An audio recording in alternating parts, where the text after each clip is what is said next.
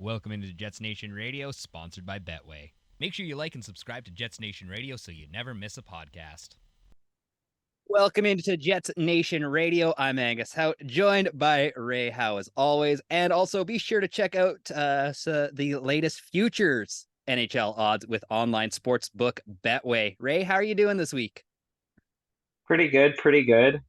Uh, Kind of going on a little different scheduling, so that's kind of nice and weird in some ways, but Yeah, there's some niceness that we still have our Sundays available to us, which is great. But yeah, I don't know.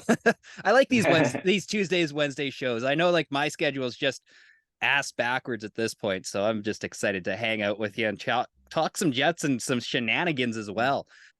Patrice Bergeron would call it a career today. And I mean, the dude's been in the NHL forever. And does it look like Mark Scheifele might be off to the Boston Bruins now? yeah, like that conversation is just going to get louder now that we have some clarity on Bergeron's situation. Bergeron is an amazing player, and I don't think any player can really replace what Bergeron meant to Boston.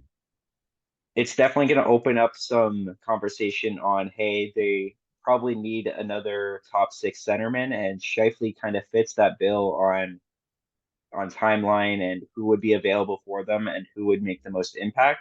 So I think that conversation is going to be out there. I don't necessarily think that it's going to be more likely than it was before with Bergeron, just because I kind of felt like Bergeron was going to retire. But even if Bergeron came back, I still felt like there would be a fit there. But ultimately, it's on Boston to see if there's that interest there and if the price works for both teams. So I guess we'll see in the next coming weeks and into the season. I I'd like to, Mark Scheifele's defensive game has been something that we've all been ripping on for, well, I think since he started. And like you lose a guy like Bergeron, who's how many Selkies has he won? Like Six six? Selkies, yeah. Yeah. So I mean, when you go from a Selkie, like they should just rename the Selkie trophy to the Bergeron. Let's be honest here. And to for Boston to get a guy like Mark Scheifele, I don't know. I think that like that city would rip him apart. Yeah.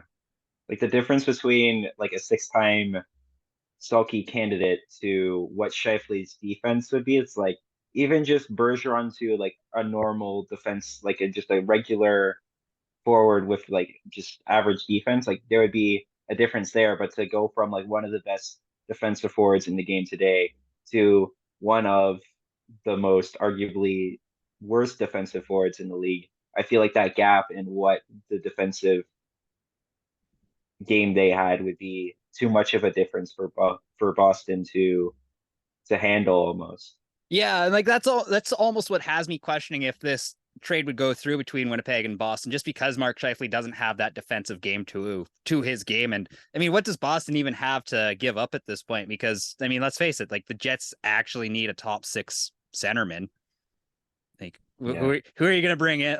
Yeah, Boston's not going to give up a centerman because they just lost a centerman.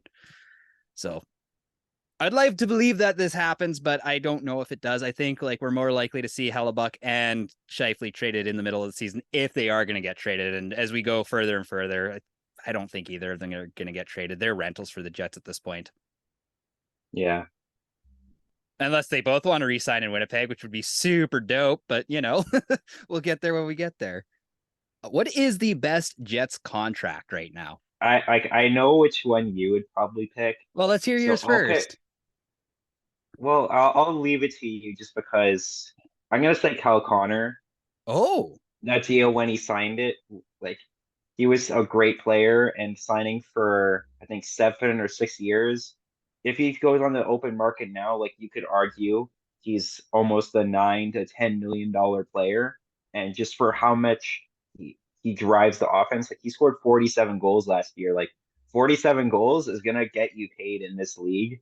And Kyle Connor is under contract for another 3 years. So this year, the year after, and the year after that. So having him at just over 7 million, I think is a great contract and his surplus value on that, even though he kind of has that defensive game lacking in his game, is like if you just think of the most like the player on the Jets that would command the most on the open market right now, I think it has to be Kyle Connor.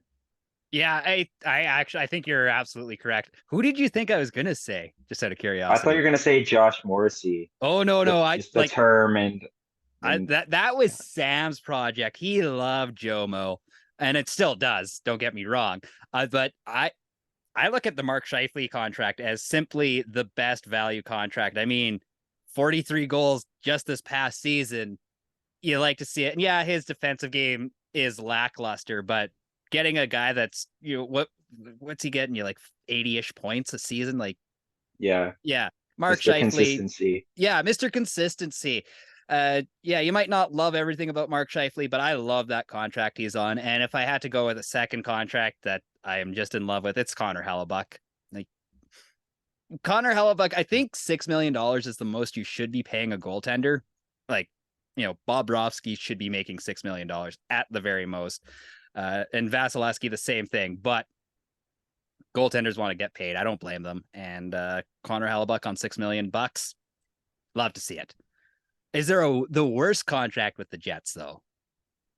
The worst one, I don't really want to say it because it's gonna make me sad to say, but I feel like Nate Schmidt's contract, not that he's a bad player, but I think for what he brings to the team, like he's a very valuable part of this team, but I'd say what his contract is if I had to pick one, I feel like his contract is one that is most likely like if the Jets were to try to trade every contract, I feel like they'd have the most pain trying to trade Nate Schmidt's contract. Yeah.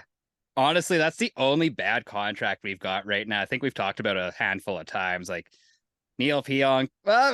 Neil Pionk, for how hit and miss he can be, is kind of a bit of a drag. It's not the worst, but what is it? 5'8" is for Neil Pionk. And when he's on, yeah, he's a $5.8 million player. But I mean, we get 2/3 of the season with him being meh or kind of hurt, but not really hurt enough to not play. Kind of sucks when you got to pay him all that money and he's not playing up to standard, I guess.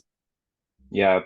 But Nate Schmidt is 5 years older and makes an extra 75K as well. So, and this same term. So, Boo.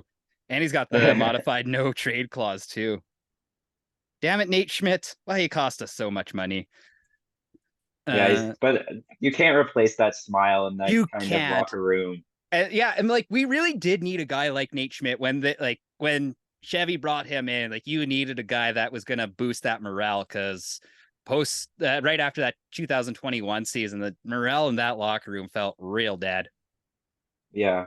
And one thing of note is like we're saying like Nate Schmidt is a bad like or the worst contract on the team per se, but like when you have so many good contracts like the Kyle Connor contract, you have the Ehlers signed for 6 million for 2 more years, and you just signed Velarde and you have Morrissey locked up on a really great deal. I feel like you can afford to pay that player that sure, like on the open market right now, you'd maybe want to pay him like what, like $3 million, maybe four, depending on like what team wants him the most. But he provides a lot more value than what he is as a player. I feel like they pay for who he is as a person and how he is as a teammate. So I feel like they can afford to pay Nate Schmidt this amount of money just because of how well they've handled their cap with these other key players. Yeah, we don't have a Seth Jones kicking around for $9 million or whatever he's making. So good on Kevin Cheveldayoff. Like, just yeah, when I was looking at these names and numbers here, it's like, man, we've got some good contracts here. The only thing that's kind of rough, besides Josh Morrissey,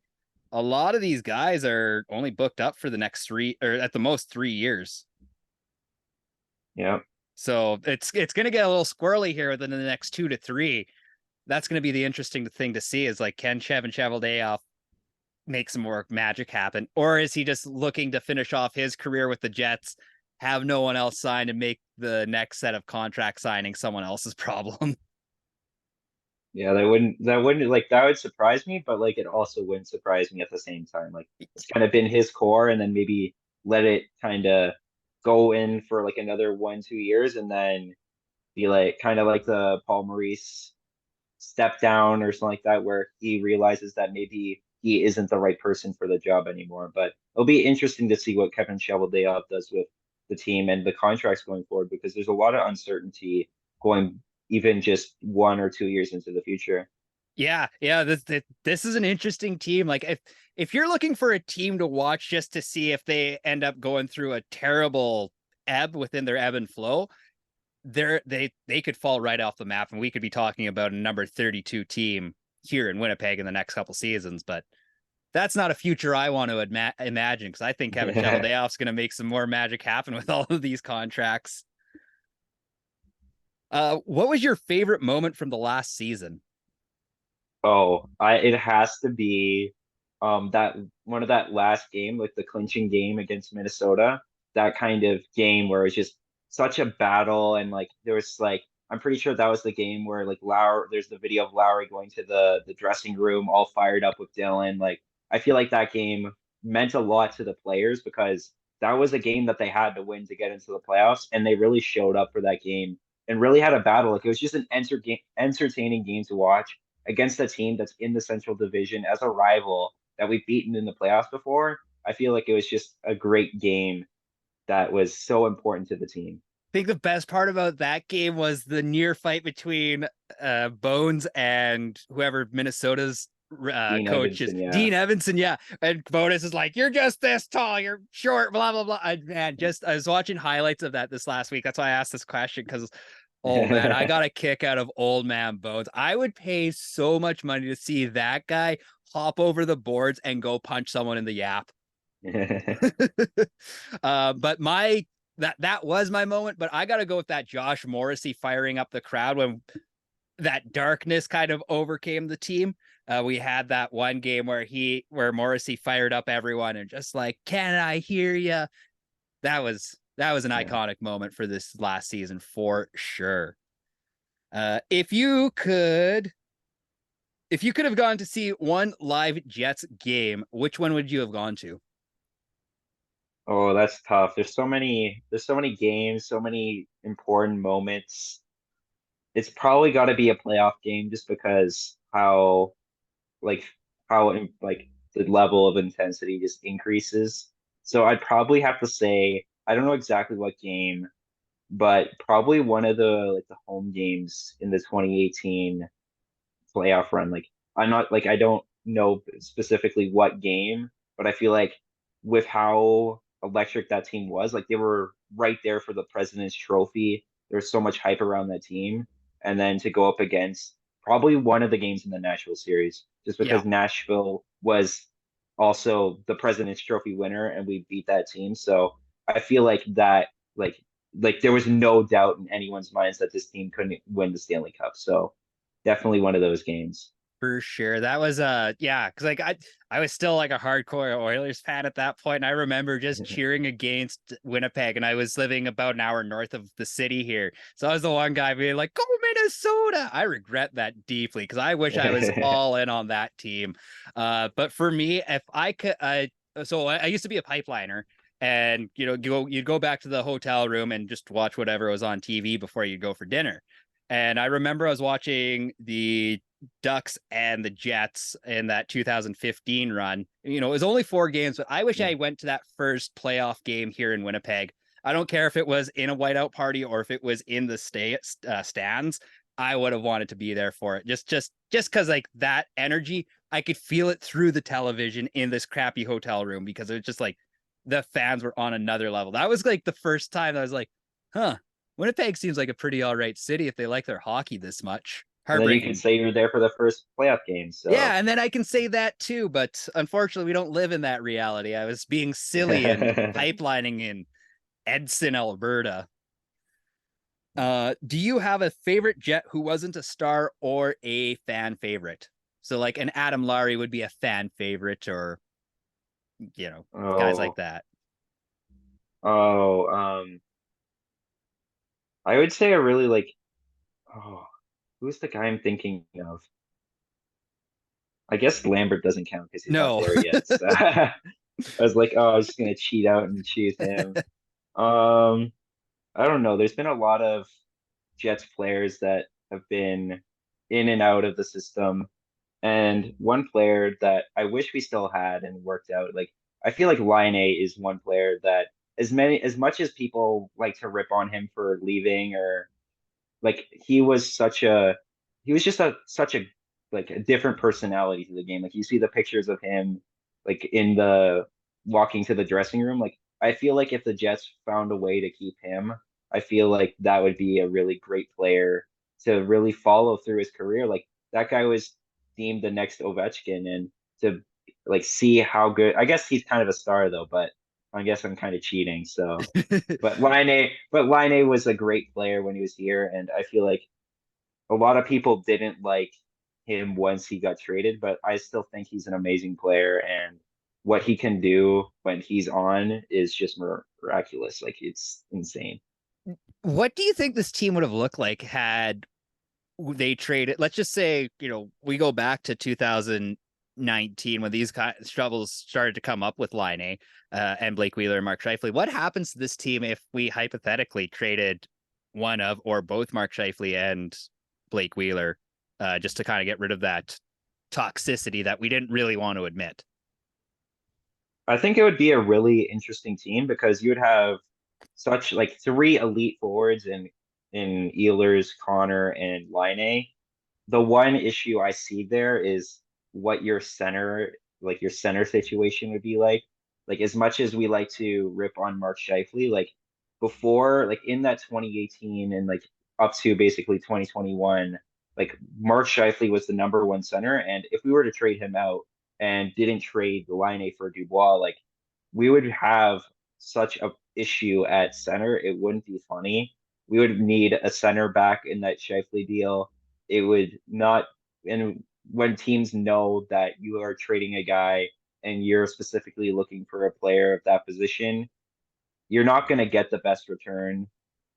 And not getting Dubois either, then we wouldn't be getting Velarde in that trade. So I feel like Scheifele was such an important piece of this team, as much as he was toxic or may still be toxic. Scheifele is an important part of this team, and top six centers aren't the easiest position to replace.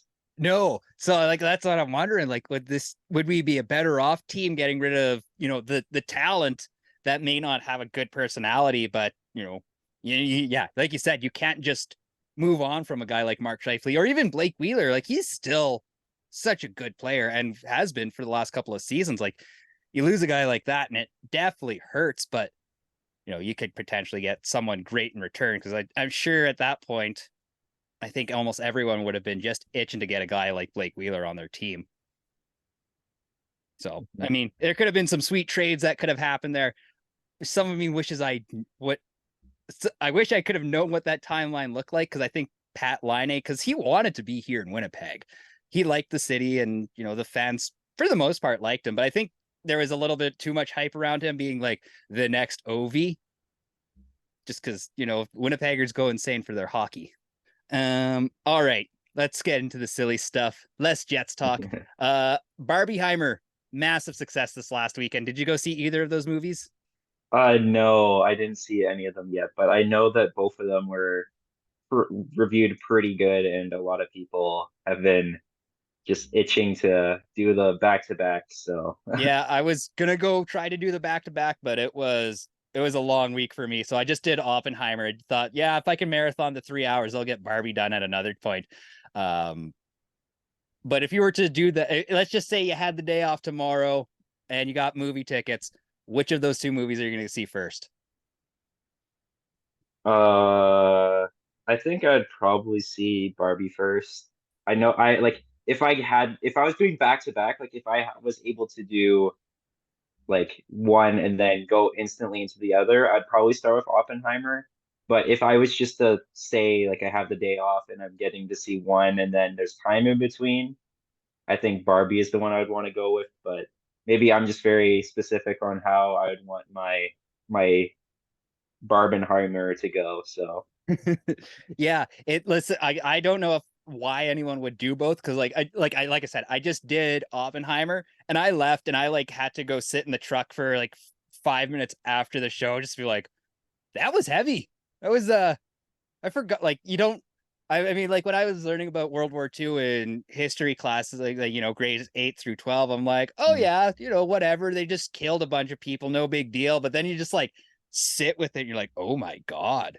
So like, yeah, you kind of need to go Yeah. Oppenheimer to Barbie just to kind of like bring it down a level. Yeah. But yeah, fantastic. I strongly recommend going to see Oppenheimer. That was well worth it. Christopher Nolan does so much good work. Less explosions than I was expecting Yeah. though, but that's because Marvel's got us all conditioned to believe everything's gonna blow up. But like we've had a lot of rain this month here in Winnipeg. It's been like I would say it's been a crappy summer. Like June and May, they're nice and warm, and this month of July has been craptacular. So what would you rather? A slightly too warm summer or a rainy kind of crappy summer? Yeah, so like even here in Ontario, like it's been rainy a lot too. And like some of the days when I'm walking to work, like it's like raining pellets and I'm just getting soaked outside. So even though I don't like I like the rain, but I think I have to go with have it be rainy because I feel like just being outside when it's rainy, it's like I am very sensitive to heat. Like even though I can like wear like a full sweater and pants outside and not feel the heat, like I could be in a t-shirt and shorts and then feel the heat. So I feel like having it like rainy a couple times during the week so you can have like a normal summer where you don't want to be in a pool 24/7 would probably be better. And it's probably better for the environment too. So Always got to consider that good old environment. Don't look at the heat records for the world and how many times that we've accomplished the hottest day of this planet this month because it's not fun. Um, okay, I assume that Kevin Shoveldayoff is off to the cabin for the rest of the summer. Which lawn games do you think you could beat Kevin Shoveldayoff? So like cornhole, horseshoes, golf ladders, you know, stuff like that. I'll throw beer What is it pong in there as called? well. I could probably beat him in that, but what's it called? It's not like horseshoes. It's washers. I could definitely beat him in washers. What's washers? So it's like a box, and like there's a circle. Like there's two boxes. So there's a box on one side, and then t 10 feet apart, and then there's another box, and then there's like a ring inside the box. And then you throw a little washer, and if you get it inside the outside, like the outside of the box, you get 1 point. And then if you get it into the center, which is basically fits the washer, you get 3 points. And then you just kind of Oh. like almost like a game of 21 where you keep going up. So I played that. I played that quite a bit on the Canada Day weekend. So I feel like even though I don't play it often, I feel like I'm experienced enough in that where Kevin Shoveldale should watch his back. I love it. I mean, I'm personally a cornhole guy. Like that's the one where it's like if you throw a bottle of Corona into my hand and I'm just going for it, I got a smoke in the one lip. Yeah, I'm gonna win every day of the week. Or so I tell myself until I lose. Till uh Kevin Shoveldale unveils his massive skill. oh, you know what? Like I'm sure an old guy like that is probably just kick ass at horseshoes or just something. Or like the golf ladder one. Like that one, that's the one that old boys I find are way better at than you'd expect. Okay, so I was talking to a coworker today, and I found out that he watches Ancient Aliens, not because he's a conspiracy guy, but because he just thinks it's so funny. Is there a conspiracy that you legitimately believe in, though? What is like what it counts as like a conspiracy, like something that isn't proven, Well, at this point, or I feel like a lot of them have been proven, so I don't know.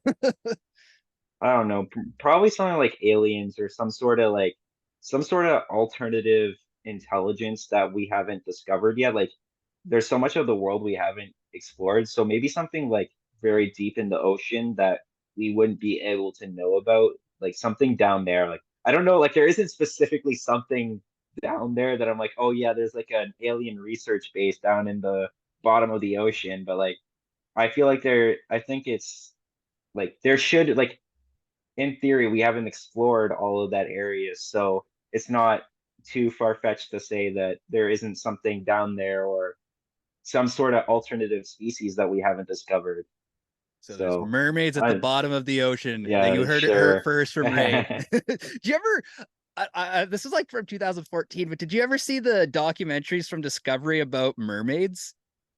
No. Oh my goodness, man. Okay, so like I was in the dumb kid classes, like I knew what I was. I was like, I'm gonna take it was called Dash 2. So it's like you had the regular level stuff, and then guys who didn't care, they're probably gonna go pipeline, and that's the Yeah. stuff I took.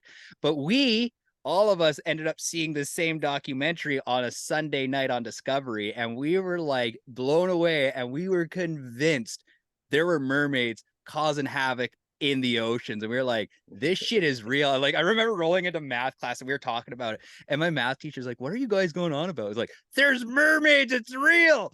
And so he's like, no, it's not. And he was pissed about it. We ended up pulling it up on Discover or like on YouTube or whatever, and then watched it in math class because it's what you do in high school. And he's like, guys, this is all 100% fake. And I think he took like 3 or 4 weeks to explain to us like about proper documentaries and how this stuff works. Yeah, we spent way too long worrying about the mermaids down in the ocean. I was like, I'm never going to the ocean. There's mermaids that are gonna kill me. I'm all in on the conspiracies. 9/11 was definitely an inside job.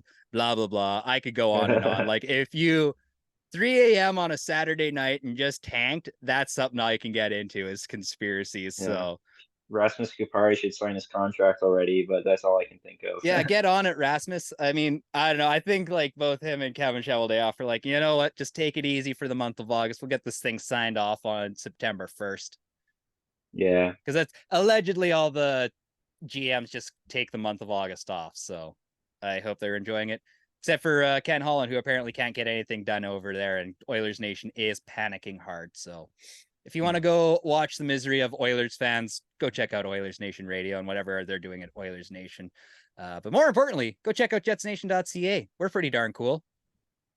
Yep, I think that's everything. That's her. Phil, thank you so much for hopping on for one of these random weekday events. We'll talk to you again. I'm going to say we're going to talk to you next Tuesday or Wednesday. Yeah. Probably. I don't know what my schedule looks like, but I promise it's going to be good. Ray, have yourself a fantastic week. If you see me kicking around at the Alexis on Fire Avenged Sevenfold show, say hi. Yeah, you can follow Ray on the internet. You can follow me on the internet. Check out Jets Nation. Go Jets, go. Yeah. Continue to make good choices, Go Jets, friends. go. And we'll talk to you next week. Peace. Peace out.